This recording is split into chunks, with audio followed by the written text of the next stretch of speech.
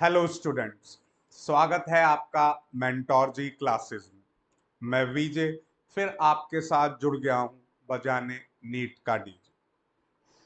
Children, we are dealing with live classes regularly from almost a month, and nearly we are approaching the final segment of class 11th biology, and we are going to make it complete in this week.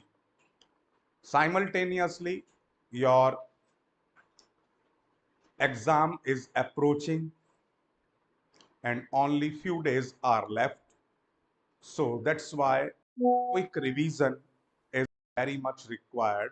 And along with this revision, you must go through a sample paper daily from today onwards. आपको ये जरूर करना चाहिए, क्योंकि जितना आप sample papers करेंगे, जितना आप प्रीवियस ईयर क्वेश्चन पेपर्स करेंगे, एक तो टाइम मैनेजमेंट के लिए आपको बड़ा बेनिफिशियल होगा, और दूसरा आपको अपनी गलतियां भी पता लगेंगी कि what type of mistakes you are committing. So that is very very important that you must indulge yourself at least one previous year question paper you must go through. That is a very important requirement for a day nowadays. So let's start. We are dealing with body fluid and circulations, और इसके हमने blood तक के portion को complete कर लिया था। Let's start the next. और इस बड़ा ही इंपॉर्टेंट सेशन है आज का, जिसको आपको बड़े ध्यान से सुनना और समझना है। So let's start this.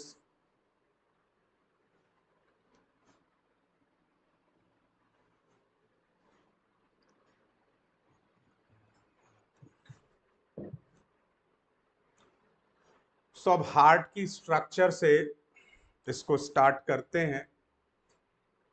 Before that, अब देखिए, इसके बाद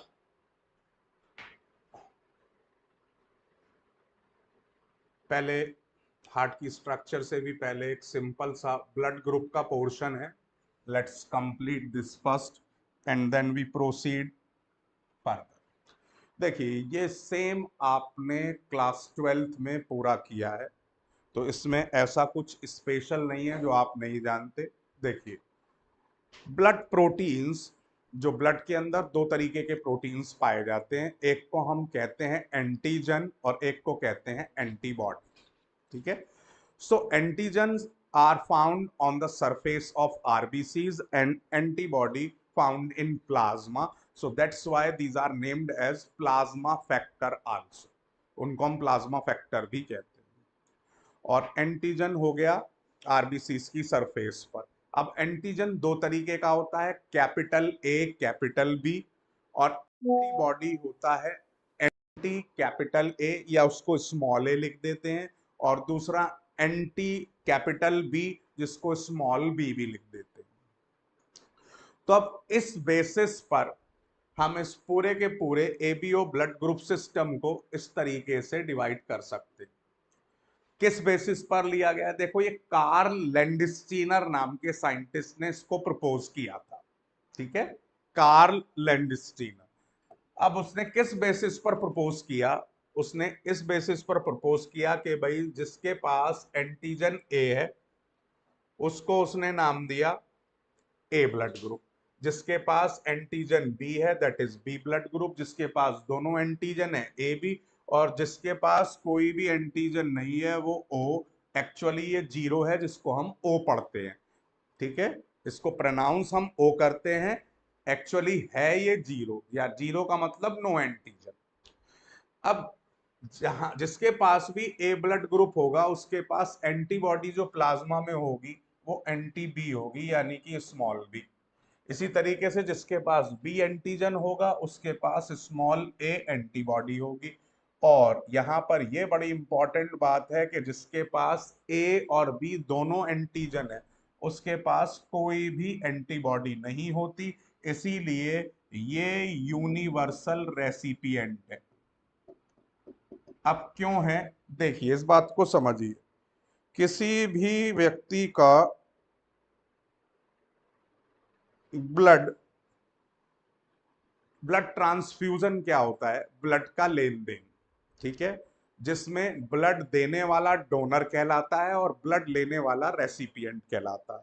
तो उससे पहले ब्लड मैचिंग की जाती है। ब्लड मैचिंग इसलिए की जाती है ये देखने के लिए कि भाई जो, अब जैसे कि मान लीजिए बी वाला ए को ब्लड दे दे, तो बी आपका डोनर हो गया और ए रेसिपिएंट हो गया, ठीक है। बी ने ए को ब्लड दिया। अब बी ने ए को ब्लड दे दिया तो भैया जो बी की एंटीबॉडीज हैं वो अगेंस्ट हैं इसके, एंटी ए।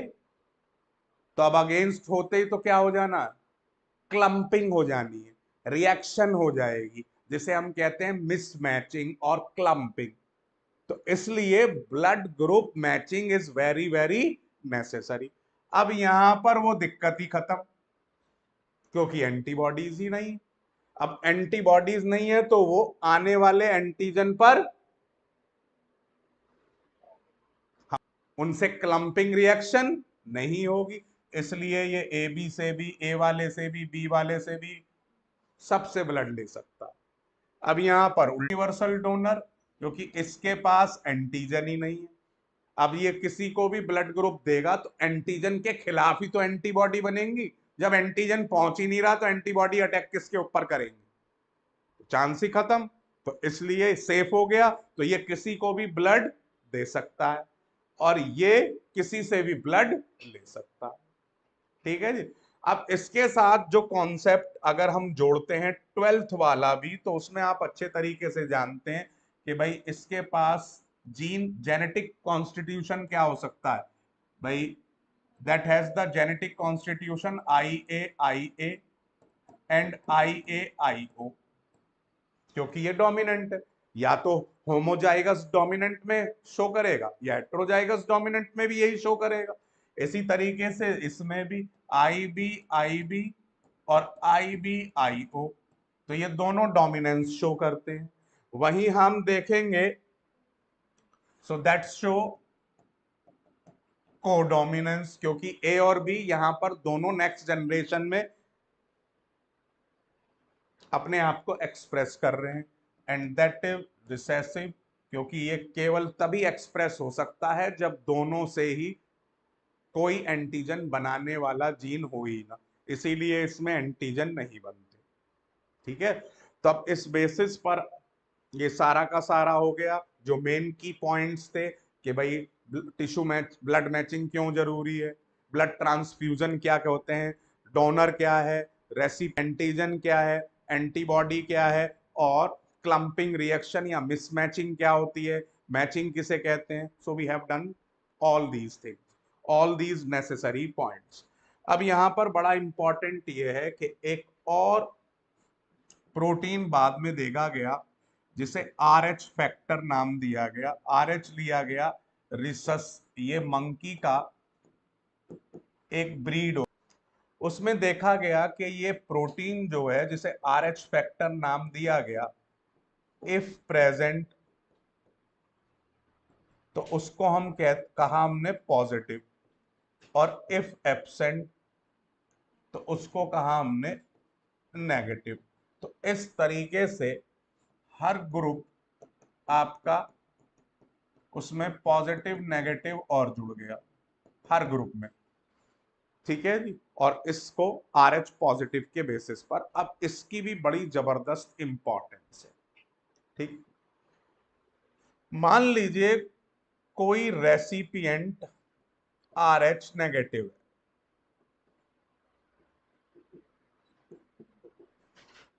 और उसने अपना ब्लड दे दिया, तो पहली बार में रेसिपिएंट के शरीर में डोनर के अगेंस्ट एंटीबॉडीज डेवलप हो जाएंगी। मैं फिर बोल रहा हूं, रेसिपिएंट के शरीर में डोनर के RH पॉजिटिव के अगेंस्ट एंटीबॉडीज डेवलप हो जाएंगी, प्राइमरी रेस्पॉन्स डेवलप हो गया। मान लीजिए सेम गलती सेकंड टाइम हो गई। तो अब की बार पहले से ही रेसिपिएंट के शरीर में RH पॉजिटिव के खिलाफ एंटीबॉडीज तैयार हैं, वो तुरंत अटैक कर देंगी and that results into clumping. Allergies हो सकती हैं और भी कोई कॉम्प्लिकेशंस हो सकते हैं और इवन डेथ भी हो सकती है, that depends upon the complications. ठीक है, अब इसी को देखते हैं प्रेग्नेंट मदर के लिए। मान लीजिए जो मदर है वो RH नेगेटिव है, प्लस डेवलप हो रहा है that is RH positive. Again first pregnancy में मदर के ब्लड के अंदर RH पॉजिटिव फीटस के अगेंस्ट एंटीबॉडीज डेवलप हो जाएंगी। तो फर्स्ट प्रेगनेंसी में कोई प्रॉब्लम नहीं हो, लेकिन सेम सेकंड प्रेगनेंसी में भी ऐसा हो गया तो पहले से मौजूद जो मदर के ब्लड में एंटीबॉडीज हैं, वो एंटीबॉडीज इसके ऊपर क्या कर देंगी, हमला कर देंगी। और हमला करने की वजह से क्या होगा,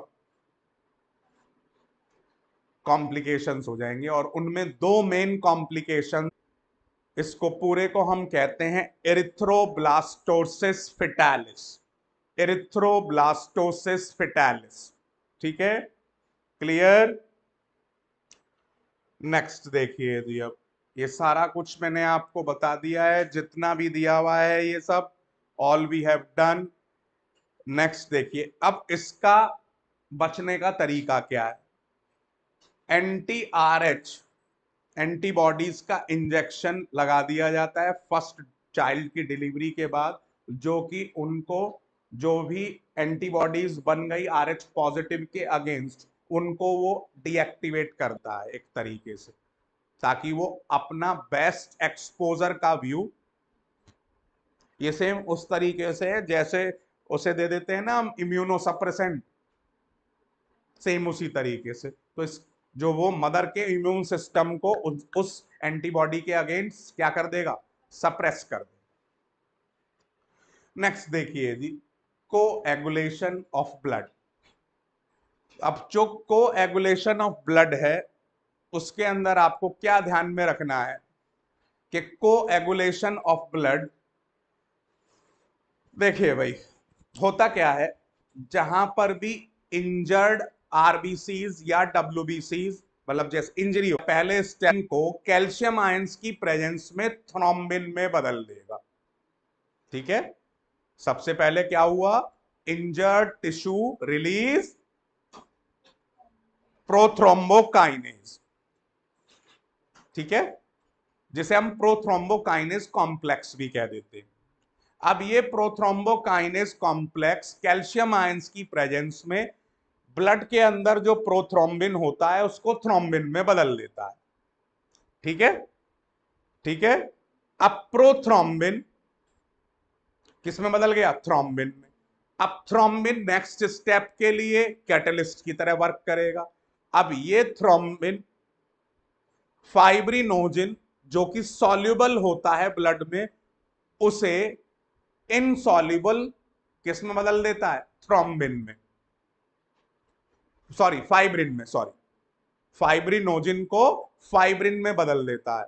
जो सॉल्युबल था उसे धागों में कन्वर्ट कर दिया। अब ये थ्रोम्बिन क्या बना लेता है, वायर मैश बना लेता है, एक तरीके की जाल बना लेता है। ठीक है, और उसे कहते हैं थ्रोम्बस, और थ्रोम्बस यानी कि clot, and that is blood clotting. और इस तरीके से, ठीक है, अब इसमें अलग अलग स्टेप पर पूरे के पूरे अलग अलग फैक्टर्स का इन्वॉल्वमेंट होता है। टोटल 13 फैक्टर्स होते हैं जो कि इस पूरे के पूरे ब्लड क्लॉटिंग में इन्वॉल्व होते हैं। ठीक है, अब इसी वजह से अगर कोई भी ब्लड, एक भी, ये मतलब पूरा का पूरा एक ग्रुप है प्रोटीन्स का, अगर एक की भी चूक हो गई तो कोई ना कोई स्टेप नहीं होगा, और जब कोई भी स्टेप नहीं होगा तो ब्लड क्लॉटिंग कैसे पॉसिबल हो सकती है। अब इसमें मोस्ट कॉमन जो होता है वो 10th फैक्टर होता है, जो कि मिसिंग हो जाता है, जिसकी वजह से मोस्ट कॉमन डिजीज डेवलप होती है, that is haemophilia. That is rare, ठीक है, लेकिन हीमोफीलिया में सबसे ज्यादा कॉमन इसी फैक्टर की वजह से डिजीज है, जिसे हम क्या कहते हैं, हीमोफीलिया ए, ठीक है, कैपिटल ए। और वो किसकी वजह से होती है, फैक्टर 10 की वजह से, ठीक है। अब यहां पर जो बात, आप vitamin K is very very necessary for formation of all these proteins. ये सभी प्रोटीन्स ब्लड में इनएक्टिव फॉर्म में पाए जाते हैं, बनते लीवर में है, और लीवर उन्हें रिलीज कर देता है ब्लड के अंदर। समझ में आ रही है बात, सारे प्रोटीन, और विटामिन के इन सभी प्रोटीन्स को बनाने के लिए जरूरी है। Vitamin K is necessary to form all the proteins, ठीक है, क्लियर। इसी तरीके से ब्लड जब तक वेसल्स में फ्लो कर रहा है तब तक वो क्लॉट नहीं करता, क्योंकि हिपैरिन उसके अंदर होता है एंटी कोएगुलेंट, ठीक है। अब ये भी कौन बनाता है, that is also formed by liver, ठीक है, क्लियर। और कैल्शियम आयंस का मैं आपको रोल बता ही चुका हूं। Calcium ion is very very necessary, क्योंकि हर स्टेप में कैल्शियम आयंस इन फैक्टर के साथ मिलकर सारे के सारे इसको कोएगुलेशन के प्रोसेस को प्रोसीड करता है, ठीक है, clear. So that is, next देखिए जी, lymphatic system. Fibrin soluble, fibrin हाँ इनसॉल्युबल, फाइब्रिनोजन सॉल्युबल। अब देखिए लिम्फेटिक लिम्फ, जिसे हम टिश्यू फ्लूइड भी कहते हैं, अब बड़े ध्यान से समझिए इसे। देखो पहले ही मैं आपको डेफिनेशन लिखवा चुका हूं, ऐसा पर्टिकुलर ब्लड जिसमें से हम लार्ज प्रोटीन्स और आरबीसीज का कॉम्बिनेशन माइनस कर दे, तो वो बचा हुआ हिस्सा क्या कहलाएगा, वो बचा हुआ हिस्सा लिम्फ कहलाएगा, ठीक है जी, क्लियर। अब लिम्फ का देखो यहां पर स्पेशली दिया हुआ है, as blood passes through capillaries in tissue, some water along with many small water soluble substance move into spaces between the cells tissue leaving the larger proteins आ गया, and most of the formed elements of the blood है। अब most of the का मतलब हो गया यहां पर majorly RBCs, ठीक है। तो ये क्या कहलाएगा, इसको हम क्या कहेंगे, ये डेफिनेशन हो गई, दैट इज लिम्फ और टिश्यू फ्लूइड, ठीक है। This fluid is released out is called interstitial fluid और tissue fluid. It has some material mineral distribution as that in plasma. तो ये एमसीक्यू के लिए फेवरेट हो जाता है। मिनरल डिस्ट्रीब्यूशन किसके जैसा है, mineral distribution in lymph is same as, चार ऑप्शन आपको दे दिए और आपका क्वेश्चन बन गया, ठीक है। इसी तरीके से exchange of nutrients gases between blood and the cells always occur through this flow, ठीक है। अब ये सर्कुलेट कैसे होता है, ये तो दे दिया आपको फंक्शन। अब ये सर्कुलेट कैसे होता है, क्योंकि सर्कुलेट होना भी तो जरूरी है इसका। तो an elaborate network of vessels called lymphatic system collects the fluid and drains back to the major veins, ठीक है जी। अब जब फ्लूइड लिम्फेटिक सिस्टम में एंटर कर जाता है तब इसे लिम्फ कह देते हैं हम। जब तक टिश्यूज के बीच में है तब होगा क्या भाई, सबसे पहले ये आ जाएगा लिम्फ डक्ट्स में, लिम्फ डक्ट्स से लिम्फ वेसल्स में, और लिम्फ वेसल्स से आ जाएगा ये आपका वेन्स में, जो मेन कॉमन वेन्स है, और वेन्स से सीधा पहुंच जाएगा हार्ट में। तो इस तरीके से ये इसका टोटल सर्कुलेशन हो गया भाई, टिश्यूज के बीच में से पहुंच गया लिम्फ डक्ट्स के थ्रू, लिम्फ वेसल्स के थ्रू वेन्स में, और वेन्स से सीधा पहुंच गया हार्ट में। तो हार्ट से ही निकला, हार्ट में ही वापस आ गया, दैट इज गोइंग कोई, ठीक है। इस होता सर्कुलेशन हार्ट के थ्रू ही, जो सर्कुलेशन होता है वो किसके थ्रू होता है, हार्ट के थ्रू ही होता है। जो सर्कुलेशन होता है वो किसके थ्रू होता है? वो हार्ट के थ्रू ही होता है। ठीक है, अब देखो स्पेशली यहां पर ये कह रहे हैं कि lymph is a colourless fluid containing specialised lymphocytes which are responsible for immune response. ठीक है जी। अब lymph is also an important carrier for nutrients hormones. ठीक है, और इसके साथ साथ fat soluble absorb through lymph is lacteals, क्योंकि जितने भी फैट सॉल्युबल होते हैं वो सब किसके थ्रू एब्जॉर्ब होते हैं? लैक्टियल्स के थ्रू ही एब्जॉर्ब होते हैं। वो जितने भी वाटर सॉल्युबल होते हैं all are absorb in blood vessels directly. ठीक है, लेकिन फैट सॉल्युबल चीजें यानी कि fats, glycerol, fat soluble vitamin, ये सभी कौन एब्जॉर्ब करता है? लैक्टियल्स एब्जॉर्ब करते हैं। कौन एब्जॉर्ब करता है? लैक्टियल्स एब्जॉर्ब करते हैं। ठीक है, नेक्स्ट देखिए जी, सर्कुलेटरी पाथवे। फोर्थ चैप्टर में भी पढ़ा था, वही सेम है कि भाई दो तरीके का होता है, पहला ओपन, दूसरा क्लोज। अब क्लोज तो केवल एनिलिड्स और वर्टिब्रेट्स में पाया जाता है। ठीक है, और ओपन हो गया आपका मोलस्क, हेमिकॉर्डेट्स और आर्थ्रोपोड्स। ठीक है, अब सिंपल जिसके अंदर खुले में ब्लड फ्लो करता है, जो सारे आपका ऑर्गन्स हैं वो बात करते हैं आपका उस बॉडी फ्लूइड में, जिसको हम क्या कहते हैं? हीमोलिम्फ कहते हैं। ठीक है, तो वो हो गया आपका ओपन, और अदरवाइज रेस्ट आर क्लोज। ठीक है, क्लियर, जिसके अंदर वेसल्स के थ्रू। अब यहां पर वही सेम जो आप पिछला चौथे चैप्टर में पढ़कर आए हैं कि भाई जो फिशेस है, फिशेस के अंदर टू चैम्बर्ड हार्ट होता है, अपर ऑरिकल, लोअर वेंट्रिकल, तो उसमें सिंगल सर्कुलेशन है। सीधा जो आपका ऑक्सीजन है वो गिल्स के थ्रू सीधा आपका बॉडी पार्ट्स को पहुंच जाती है। बॉडी पार्ट्स से वापस जो है वो आपका CO2 लेकर जो ब्लड आता है वो हार्ट में, हार्ट से गिल्स में, और गिल्स से CO2 आउट। तो एक बार ही सर्कुलेशन में हार्ट आया, तो इसलिए इसको हम क्या कहते हैं? सिंगल सर्कुलेशन कहते हैं। अब इसी तरीके से फ्रॉग की हम बात करें, यानी कि एम्फीबियंस की बात करें हम, तो उनके अंदर 3 चैम्बर्ड हार्ट होता है। और ये फ्रॉग में पूरा मैंने आपको समझाया था कि 3 चैम्बर्ड हार्ट में क्या हो गया? 2 तो हो गए आपके ऑरिकल अपर और 1 लोअर वेंट्रिकल। अब इसमें कलेक्शन अलग अलग होता है। जो लेफ्ट साइड पर है वो आपका ऑक्सीजनेटेड ब्लड का कलेक्शन होता है, राइट साइड पर डीऑक्सीजनेटेड ब्लड होता है, लेकिन दोनों मिक्स हो जाते हैं एक वेंट्रिकल होने की वजह से, और जिसकी वजह से वो मिक्स्ड ब्लड सर्कुलेट होता है बॉडी पार्ट्स को। That's why it is named as incomplete blood circulation.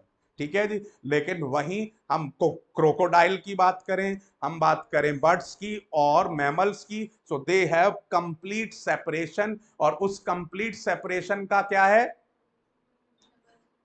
Double, complete double circulation. Left side पूरा का पूरा आपका, लेफ्ट साइड पूरा का पूरा ऑक्सीजनेटेड, और राइट साइड पूरा का पूरा डीऑक्सीजनेटेड। तो कंप्लीट सेपरेशन है। इसकी वजह से इनके अंदर ऑक्सीजन एफिशिएंसी फास्टर है, इसकी वजह से इनका एनर्जी जो डिमांड है वो बहुत हाई रहती है, इसी की वजह से ये वार्म ब्लडेड होते हैं, और इनके अंदर टेम्परेचर रेगुलेशन बड़ा बढ़िया तरीके से होता है।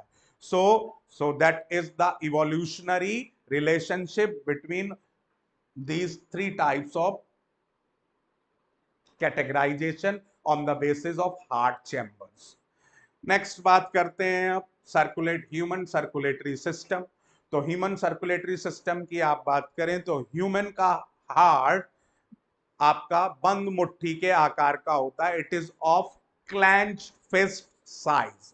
ठीक है, जैसे आप अपनी हाथ की मुट्ठी को बंद कर लें तो बिल्कुल इस बंद मुट्ठी के आकार का होता है। अब यहां पर बड़ा इंपॉर्टेंट पॉइंट, जो हार्ट है that is behind this sternum breast bone between two lungs, lungs के बिल्कुल बीचों बीच और स्टर्नम हड्डी के पीछे की तरफ होता है। ठीक है, ये बिल्कुल गलत फहमी है कि हार्ट लेफ्ट साइड पर होता है, हार्ट पर नहीं होता। हार्ट लेफ्ट साइड पर महसूस होता है due to position of this apex.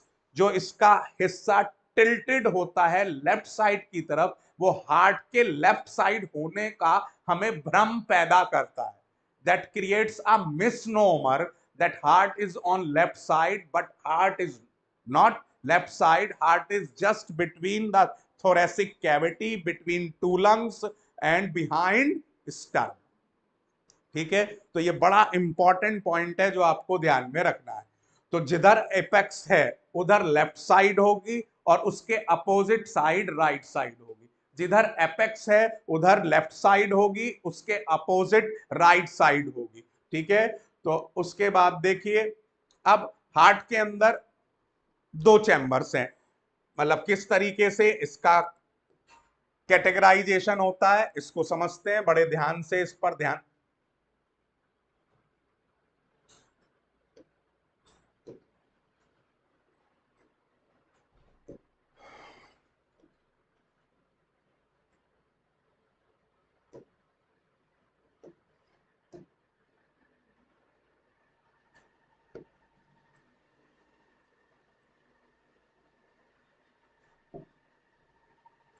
बड़े ध्यान से इस पॉइंट को समझिए।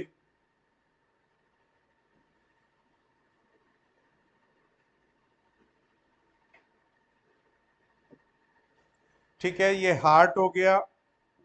अब सबसे पहला सेप्टम होता है आपका अट्रियल सेप्टम। सबसे पहला क्या है?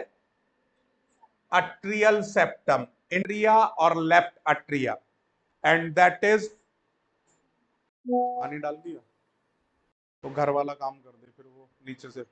अब ये ओके है ना? बंद कर दे फिर पीछे से, मुझे चाहिए नहीं है। ठीक है, तो दैट इज राइट अट्रियम और लेफ्ट अट्रियम में इसने बांट दिया। अब देखो मुद्दे की बात क्या है, थिन मस्कुलर इंटम, ये वर्टिकल सेप्टम है जो अपर पोर्शन ऑफ हार्ट को दो पार्ट में डिवाइड कर रहा है, राइट और लेफ्ट। ठीक, नेक्स्ट, अब दूसरा आ जाइए, thick walled interventricular septum.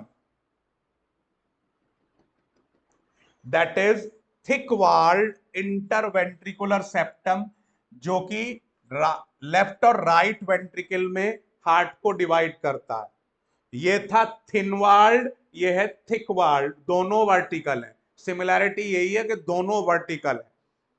Difference क्या है? एक थिन वॉल्ड है, एक थिक वॉल्ड है। नेक्स्ट देखिए जी, अब तीसरा है अट्रियोवेंट्रिकुलर सेप्टम, जो कि अपनी तरफ के अट्रियम और वेंट्रिकल को जो सेम साइड पर है, थिक फाइब्रस टिश्यू का बना हुआ है। किसका बना हुआ है? थिक फाइब्रस टिश्यू, जिसको हम क्या कहते हैं? अट्रियोवेंट्रिकुलर सेप्टम। ठीक है, तो इस तरीके से ये हो गया आपका लेफ्ट ऑरिकल, ये लेफ्ट वेंट्रिकल, ये राइट ऑरिकल, ये राइट वेंट्रिकल, और इस तरीके से हार्ट चार चैम्बर में बट गया। हमने लेफ्ट राइट किसके बेसिस पर करा? एपेक्स के बेसिस पर। ठीक है, क्लियर? नेक्स्ट देखिए जी, अब नेक्स्ट इंपॉर्टेंट पॉइंट ये है कि लेफ्ट अट्रिया अपनी तरफ से एक वाल्व से लेफ्ट वेंट्रिकल में खुलता है, और इसी तरीके से राइट अट्रिया अपनी साइड राइट वेंट्रिकल में खुलता है। तो जो लेफ्ट वाला है उसे हम कहते हैं लेफ्ट अट्रियो वेंट्रिकुलर वाल्व, और बाइकस्पिड वाल्व, और मिट्रल वाल्व। ठीक है, जो राइट वाला है उसे हम कहते हैं राइट ऑरिकुलो वेंट्रिकुलर वाल्व और ट्राइकस्पिड वाल्व। ठीक है जी, अब बड़े ध्यान से मेरी बात को सुनना, पूरा ध्यान इधर लिखेंगे बाद में, पहले फोकस करेंगे इधर जो मैं बताना चाह रहा हूं उस पर। देखो, इन वाल्व्स की जो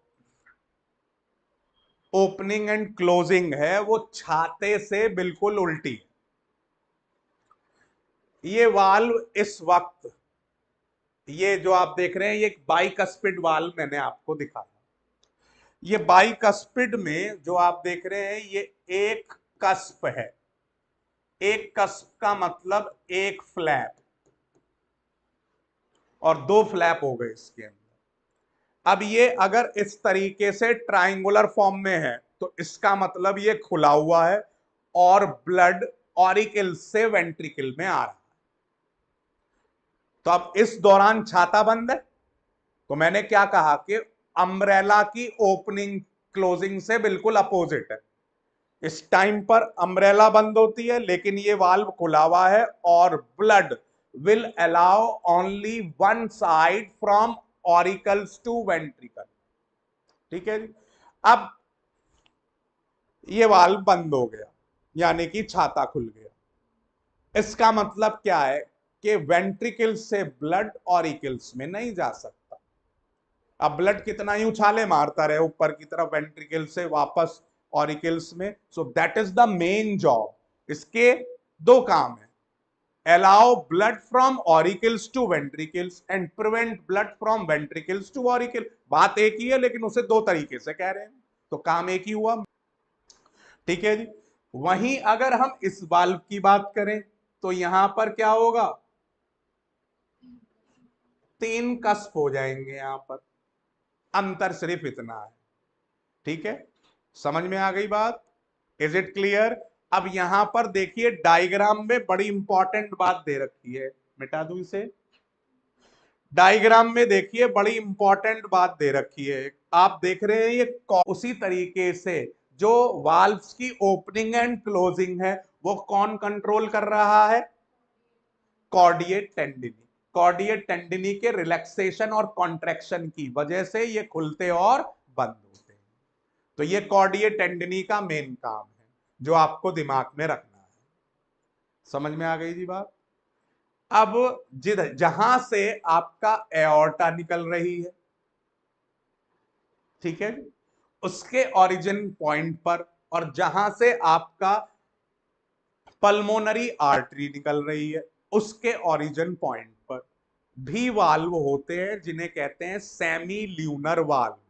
क्या कहते हैं उन्हें? Semi lunar valve at the origination of aorta and pulmonary artery. aorta and pulmonary artery, and these also prevent backflow of blood from pulmonary artery to कौन सा ventricle? Right ventricle, and aorta to left ventricle. ठीक है, समझ में आ रही है बात? तो ये भी बैकफ्लो को प्रिवेंट करते हैं। अब ये अर्धचंद्राकार होते हैं इसीलिए सेमी ल्यूनर। सेमी मीन्स आधे, ल्यूनर मीन्स चांद। ठीक है, क्लियर? अब बात करते हैं डिस्ट्रीब्यूशन का कि किस तरीके से ब्लड सर्कुलेट होता है। देखिए जी,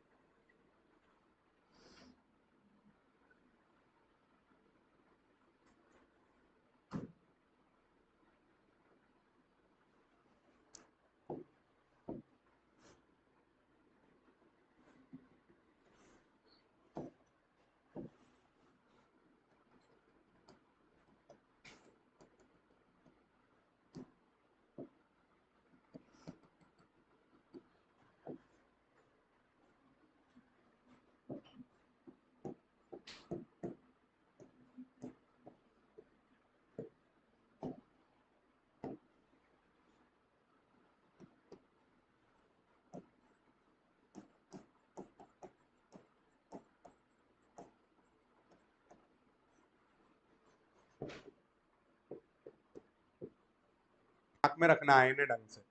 देखिए, राइट वेंट्रिकल से पल्मोनरी आर्टरी निकलती है डीऑक्सीजनेटेड ब्लड लेकर और लंग्स में ओपन हो जाती है। ठीक है, राइट वेंट्रिकल से पल्मोनरी आर्टरी डीऑक्सीजनेटेड ब्लड लेकर लंग्स में एंटर हो जाती है।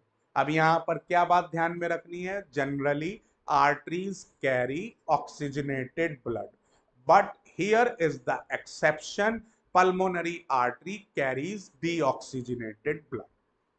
इसी तरीके से लंग से पल्मोनरी वेन ऑक्सीजनेटेड ब्लड लेकर ओपन हो जाती है लेफ्ट ऑरिकल में। अब यहां फिर एक एक्सेप्शन है, generally veins carry deoxygenated blood but pulmonary vein carries oxygenated blood. अब ये आपका एक चक्कर कंप्लीट हो गया, that is in between heart and lungs, जिसमें हार्ट से लंग्स में पहुंचा पल्मोनरी आर्टरी डीऑक्सीजनेटेड ब्लड लेकर, और हार्ट से लंग्स से हार्ट में पल्मोनरी वेन ऑक्सीजनेटेड ब्लड लेकर, और इसको हम कहते हैं pulmonary circulation, that is named as pulmonary circulation. ठीक है जी। अब बात करते हैं जी दूसरी। देखिए जी, अब क्या होगा, लेफ्ट वेंट्रिकल से हमारे शरीर की सबसे बड़ी आर्टरी, जिसे हम कहते हैं एओर्टा, बॉडी पार्ट्स को ब्लड लेकर चली जाएगी, अपर एंड लोअर। अब जब बॉडी पार्ट्स को ब्लड गया है तो बॉडी पार्ट्स से ब्लड वापस भी आएगा, तो इसी तरीके से अपर बॉडी पार्ट से तो ब्लड लेकर आती है सुपीरियर वेना कावा, और लोअर बॉडी पार्ट से ब्लड लेकर आती है इंफीरियर वेना कावा, और ये ओपन हो जाती हैं राइट ऑरिकल में। तो अब इस तरीके से हमारा दूसरा सर्कुलेशन हुआ, वो हुआ हमारा किस किस के बीच में, वो हुआ हमारा हार्ट और बॉडी पार्ट्स के बीच में। हार्ट से बॉडी पार्ट्स में ब्लड लेकर जाती है aorta, that is oxygenated blood, और बॉडी पार्ट से वापस हार्ट में लेकर आती है वेना कावा, सुपीरियर और inferior, that is deoxygenated blood. और इस तरीके से ये दूसरा हमारा सिस्टमैटिक सर्कुलेशन कंप्लीट होता है, और टोटल मिलाकर हम इसे कहते हैं double circulation. Total is named as double circulation. ठीक है, समझ में आ गई बात? पीछे पानी की बोतल रखी हुई है। Total is named as double circulation. Is it clear? समझ में आ गई बात? तो अब ये सिंपल सा पॉइंट ऑफ व्यू था। अब यहां पर बात करते हैं वन कार्डियक साइकिल की, जो कि बहुत इंपॉर्टेंट इवेंट है।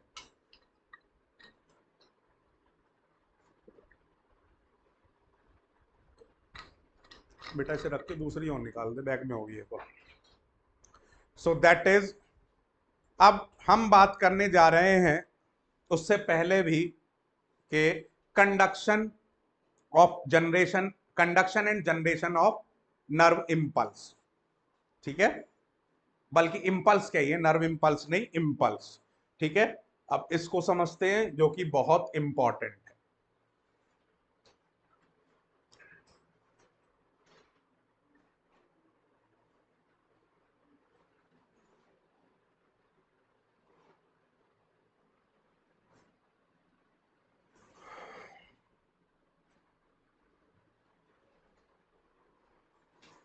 So conduction and generation of nerve impulse.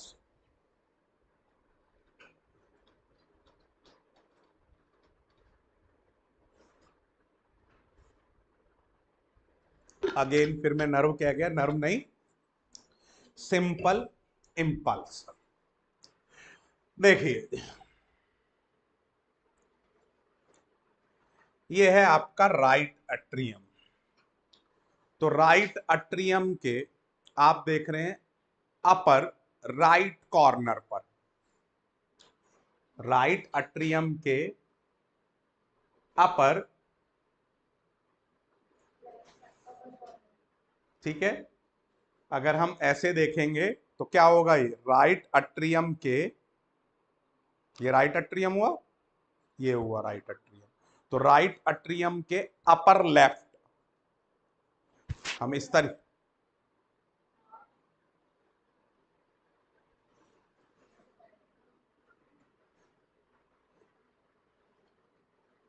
देखिए इसको इस तरीके से समझिए कि स्पेशलाइज्ड कार्डियक मस्कुलेचर होता है। दो चीजें समझिए इसको भी समझने से पहले। पहली बात यह कि हमारा हार्ट मायोजेनिक है। Myo means muscles, genic means generation. तो मसल्स के through rhythmic contraction and relaxation किसके थ्रू डेवलप होता है? मसल्स के थ्रू। तो इसलिए हमारा हार्ट मायोजेनिक है। किसी किसी इन्वर्टिब्रेट का हार्ट न्यूरोजेनिक भी होता है, ठीक है, जो नर्व के थ्रू इंपल्स जनरेट होता है, लेकिन नर्वस सिस्टम के थ्रू, लेकिन हमारा हार्ट मायोजेनिक है। अब नोडल टिश्यू जो कि स्पेशलाइज्ड कार्डियक मस्कुलेचर है, वो आगे चलकर दो पैच में बदल जाता है। पहला पैच जो होता है वो right upper corner of right atrium के होता है। राइट अट्रियम के अपर राइट कॉर्नर पर। तो यहां पर लिख लीजिए इस बात को, ये साइनोट्रियल नोड जहां लिखा हुआ है यहीं पर लिख लीजिए, right corner of upper right atrium. तो इसको हम क्या कहते हैं? साइनो अट्रियल नोड, ऐसे नोड, ठीक है जी। उसके बाद दूसरा है आपका atrio ventricular node, AV node, और ये कहां है? राइट अट्रियम के ही लोअर लेफ्ट कॉर्नर पर, ठीक है जी। ठीक है, अब ध्यान से देखिए डायग्राम को और मेरी बात को समझिए।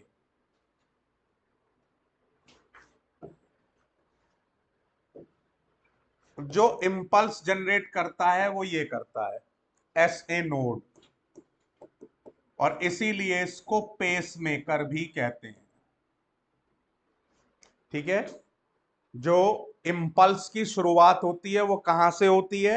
एस ए नोड से। सबका ध्यान इधर, एस ए नोड से फिर ये आ जाता है एवी नोड को, ठीक है। अब एवी नोड से ये आ रहा है, देखो, सेप्टम के सहारे सहारे, और इसे हम कहते हैं एवी बंडल, ठीक है। तो पहले नंबर पर ऐसे नोड, दूसरे नंबर पर एवी नोड, एवी नोड से पहुंच गया ये एवी बंडल्स, ठीक है। अब एवी बंडल सहारे सहारे इसके होता हुआ, अब ये जैसे जैसे वेंट्रिकुलर मस्कुलेचर है उसकी तरीके से दो पार्ट में पट गया। अब जो इसकी दो ये ब्रांचेज हैं यहां से, इसे हम कहेंगे bundle of his. His scientist का नाम है। अब ये लेफ्ट और राइट है, जो लेफ्ट साइड की तरफ होगा उसे हम कहेंगे लेफ्ट बंडल ऑफ हिस, और जो राइट साइड की तरफ होगा वो राइट बंडल ऑफ हिस। अब ये बंडल ऑफ हिस फिर बढ़ जाएगा, ये और छोटे आप देख रहे हैं इसकी ब्रांचेस निकल गई, दीज आर पुरकिंजे फाइबर्स, ठीक है जी। तो बंडल ऑफ एवी बंडल से ये पहुंच गया बंडल ऑफ हिस में, और बंडल ऑफ हिस से पहुंच गया। तो इस तरीके से एंटायर मस्कुलेचर में ये rhythmic contraction and relaxation start हो जाता है, ठीक है। अट्रिया से शुरू होते ही वो वेंट्रिकल्स तक पहुंच जाता है, ठीक है। ठीक है, अब हमारा हार्ट ऑटो एक्साइटेबल है।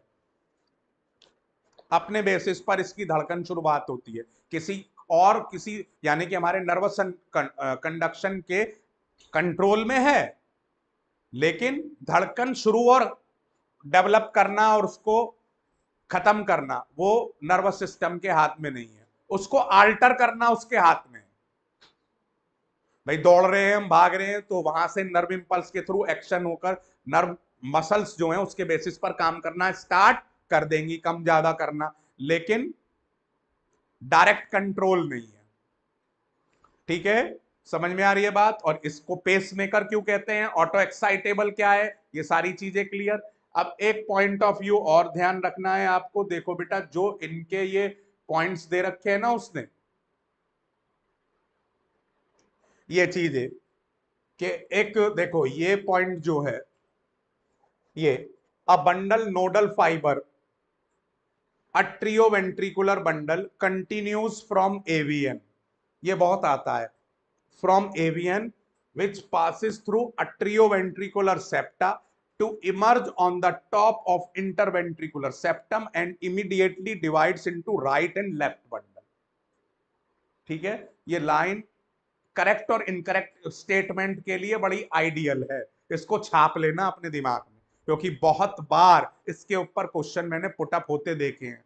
एवीएन की जगह एस ए वी कर ऐसे नोट कर दिया, या कुछ भी इसमें चेंजेस कर दिए, एसर्शन रीजन में पूछ लिया, तो इस तरीके की बहुत सारे केसेस इसके अंदर डेवलप हो सकते हैं, तो इसलिए ये बड़ा इंपॉर्टेंट हो जाता है।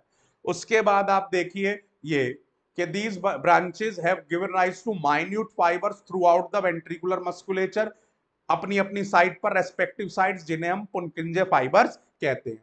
Nodal musculature has the ability to generate action potential without any external stimuli, इसीलिए इसको ऑटो एक्साइटेबल कहते हैं। However number of action potentials वो आपका पर मिनट उतने ही होते हैं जितने कार्डियक साइकिल होती है, भाई 70 से 75 के बीच में, जिसको हमने क्या मान लिया, 72 एवरेज ले लिया है हमने। ठीक है, क्लियर, ठीक है।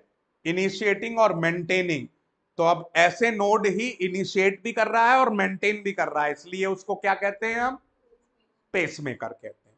इसके अलावा एक पॉइंट ऊपर भी रह गया जो आपको ध्यान में रखनी है, देखो भाई जो पेरिकार्डियम है इसकी लेयर, वो आपको दिमाग में रखनी है, आउटर पेरिकार्डियम इनर पेरिकार्डियम, दोनों के बीच में पेरिकार्डियल फ्लूइड होता है। वो पेरिकार्डियल फ्लूइड जो आपका मसल्स वो सॉरी ये लेयर्स हैं उनको मॉइस्ट रखता है और फ्रिक्शन को रिड्यूस करता है। अब मॉइस्ट रखेगा तभी तो फ्रिक्शन रिड्यूस हो जाए। ठीक है, क्लियर।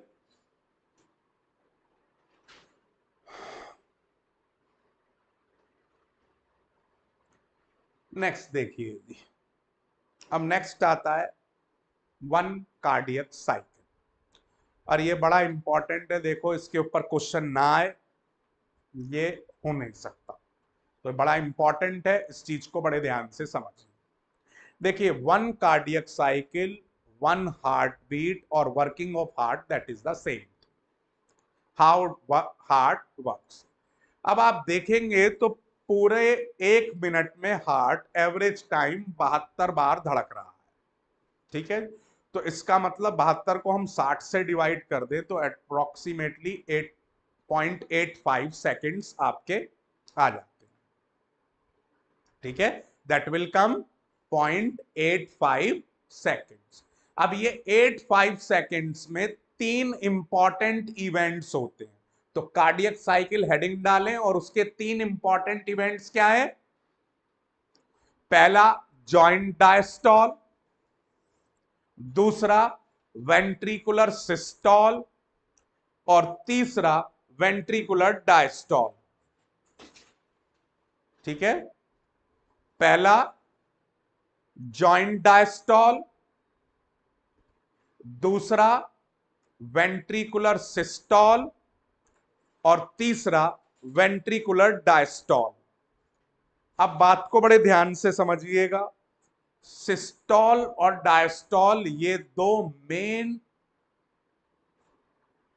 क्राइटेरिया है हार्ट के वर्क करने के।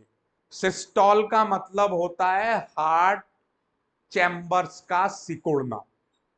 ठीक है, contraction of heart chambers is named as सिस्टॉल।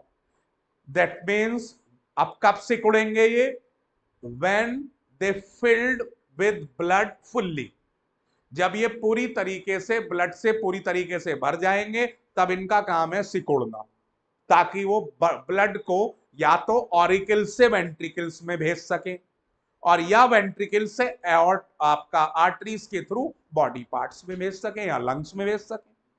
ठीक है, तो जब पंप करना होगा तब सिकुड़ेंगे, जब पंप करना होगा तब सिकुड़ेंगे, या तो ऑरिकल से वेंट्रिकल्स में पंप करना है और या वेंट्रिकल से लंग्स और बॉडी पार्ट्स को पंप करना है।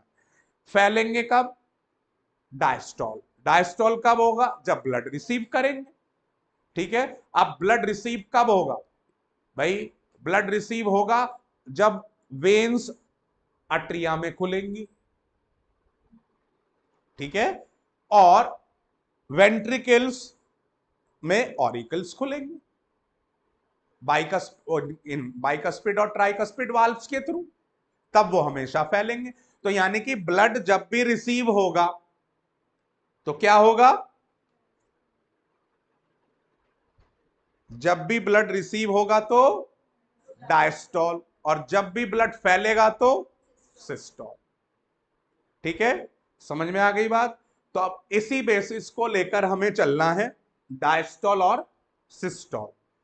अब देखिए, सबसे पहला है जॉइंट डायस्टॉल, यानी कि इस वक्त वेन्स के थ्रू तो अट्रिया में ब्लड आ रहा है और अट्रिया से ब्लड वेंट्रिकल्स में आ रहा है, तो चारों चैम्बर रिलैक्स स्टेट में, चारों चैम्बर्स में ही ब्लड फिल हो रहा है, that is named as joint diastole. ठीक है जी। अब इस टाइम पर एक्शन पोटेंशियल डेवलप होना स्टार्ट होता है, इनिशिएट होता है ऐसे नोड से, फिर वो एवी ब्लड किसमें होना शुरू हो जाता है, अट्रिया से वेंट्रिकल्स में आना स्टार्ट हो जाता है। अब जब पूरी तरीके से वेंट्रिकुलर मस्कुलेचर में फैलना शुरू हो जाता है तो दूसरे स्टेप की शुरुआत होनी शुरू हो जाती है, जिसे हम कहते हैं वेंट्रिकुलर सिस्टोल। अब वेंट्रिकुलर सिस्टोल होते ही क्या होगा, अब वेंट्रिकुलर सिस्टोल का मतलब क्या है, वेंट्रिकल्स लबालब ब्लड से भर गए, जितना उनमें ब्लड आना चाहिए था मैक्सिमम आ गया। ठीक है जी। अब सीधी सी बात है, उस ब्लड को वेंट्रिकल से ऑरिकल्स में जाने के से रोकेंगे ट्राइकस्पिड और बाइकस्पिड वाल्व, ये तुरंत बंद हो जाएंगे उस टाइम पर, और पहली हार्ट साउंड प्रोड्यूस होगी जिसे हम कहते हैं लब। तो first heart sound is produced due to closure of tricuspid and bicuspid valve during ventricular system. ठीक है जी। अब यहां पर अब क्या हुआ, देखो बाइकस्पिड ट्राइकस्पिड वाल्व हो गए बंद, तो अब ब्लड के पास एक ही रास्ता रह गया कि लेफ्ट वेंट्रिकल से तो वो जाए एओर्टा में, और राइट वेंट्रिकल से जाए पल्मोनरी आर्टरी में।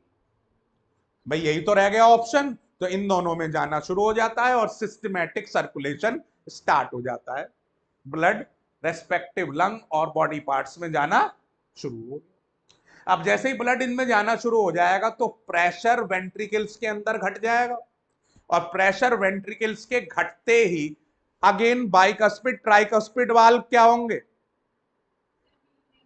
अब सेमी ल्यूनर क्लोज होंगे, क्योंकि जैसे ही प्रेशर घटेगा तो ब्लड जो है वो एओर्टा और पल्मोनरी आर्टरी से वापस आने की कोशिश करेगा, और उस बैकफ्लो को रोकेंगे सेमी ल्यूनर वाल्व्स, और उसे हम क्या कहेंगे, सेकंड साउंड प्रोड्यूस होगी, डब। अब डब क्यों प्रोड्यूस हो रही है, due to closure of semi lunar valves, और सेमी ये कब हो रहा है, ड्यूरिंग वेंट्रिकुलर डायस्टॉल। ठीक है जी। अब ऐसा होते ही फिर स्थिति क्या होगी, प्रेशर इतना, क्योंकि ब्लड निकल गया, प्रेशर हो गया कम, again joint diastole will start, और सेम फिर साइकिल उसी तरीके से चलना स्टार्ट कर देगी। अब यहां पर बड़ा इंपॉर्टेंट पॉइंट क्या है कि एक कार्डियक साइकिल में एक वेंट्रिकल से लगभग 70 ml ब्लड पंप होता है। एक कार्डियक साइकिल में एक वेंट्रिकल से लगभग 70 ml ब्लड पंप होता है, तो पूरे के सेमिल्यूनर वाल्व्स के बंद होने से तो प्रोड्यूस हुई है बेटा, जो वेंट्रिकुलर डायस्टॉल में हुआ है। ठीक है, क्लियर। से आप 72 की 50-70 में मल्टीप्लाई करेंगे, सो दैट विल बी 5040, तो लगभग 5000 ml और 5 लीटर ब्लड एक वेंट्रिकल से पंप कर दिया जाता है पूरे की पूरी 1 मिनट के अंदर। ठीक है, जिसे हम कहते हैं 70 ml से तो स्ट्रोक वॉल्यूम, और टोटल अगर हम बात करें पूरा तो कार्डियक आउटपुट। अब ये कार्डियक आउटपुट जब हम सो रहे होते हैं तो ये 70 ml से कम, मतलब 5000 ml से कम हो जाएगा। ठीक है, रेस्ट पर। और जब हम हार्ड वर्क कर रहे हैं, कोई मेहनत का काम कर रहे हैं तो दैट विल इंक्रीज। तो cardiac output can be changed on the basis of our activities. ठीक है, समझ में आ गई बात। और इन साउंड्स के बेसिस पर क्लिनिकल डायग्नोस करने में हमें हेल्प मिलती है। तो आज हमने बड़ा इंपॉर्टेंट सेक्शन कंप्लीट किया है। कल इसको बचे हुए सेक्शन को कंप्लीट करके और नेक्स्ट चैप्टर साथ के साथ स्टार्ट कर देंगे। इसे अच्छे तरीके से लिख लिख कर देखिएगा, डायग्राम बनाकर, क्योंकि इस पर डायग्राम बेस्ड क्वेश्चंस भी बहुत आते हैं। तो ये अच्छे तरीके से आपको डायग्राम का भी एक एक कोना अच्छे तरीके से क्लियर होना चाहिए। तो मोस्ट प्रोबेबली बच्चों हम इस वीक में इस 11th के सारे बचे हुए चैप्टर्स को कंप्लीट करके और हम इसको और बेहतर ढंग से फिर क्वेश्चंस और तरीके से जो भी आपके कुछ ऐसे चैप्टर 12th के जो कमजोर हैं उनको भी हम थोड़ा सा फोकस करने की कोशिश करेंगे जल्दी से जल्दी, क्योंकि हमारे पास ज्यादा समय नहीं है।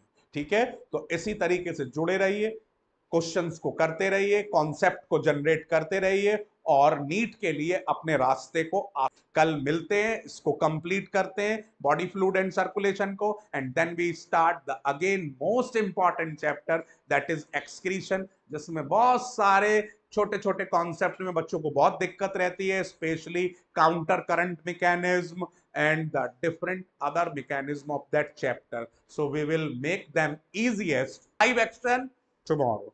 So goodbye and we will meet tomorrow.